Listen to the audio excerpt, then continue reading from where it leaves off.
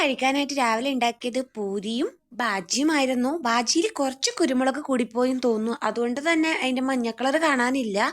ചെറുതായിട്ട് അതൊരു കുരുമുളകിന്റെ കളറും കൂടി ഉണ്ടായിരുന്നു. എന്നാലും ബാജി സൂപ്പർ ആയിരുന്നു. പൂരിയും ബാജിയും കൂടി കഴിക്കാൻ നല്ല ടേസ്റ്റ് ഉണ്ടായിരുന്നു കേട്ടോ. ഞാൻ ബാജിയിൽ ലാസ്റ്റ് ഇത്തിരി പാലും കൂടി ചേർത്തിട്ടുണ്ടായിരുന്നു. അല്ലെങ്കിൽ ഞാൻ എപ്പോഴും തേങ്ങാപ്പാലാണ് ചേർക്കുന്നത്. ഇന്ന് പാലാണ് കേട്ടോ ചേർത്ത് കൊടുത്തത്.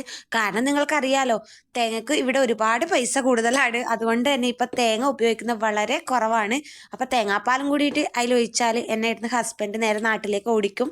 അതുകൊണ്ട് ഞാൻ പാലാണ് അതിലേക്ക് ഒഴിച്ചത്. പിന്നെ കറിവേപ്പില ഇട്ടത് കുറച്ച് കൂടിപ്പോയെന്ന് തോന്നുന്നു. ഞാൻ ഉരുളക്കിഴങ്ങ് ആദ്യം വേവിക്കുമ്പോൾ തന്നെ കുറച്ച് കറിവേപ്പില ഇട്ടിട്ടുണ്ടായിരുന്നു. പിന്നെ നമ്മളതിന് മസാല ഉണ്ടാക്കുന്ന സമയത്ത് അതിനകത്തോട്ടും കുറച്ച് കറിവേപ്പില ഇട്ടു. അപ്പോൾ രണ്ടും കൂടിയപ്പോൾ ഒരുപാട് കറിവേപ്പിലയായി.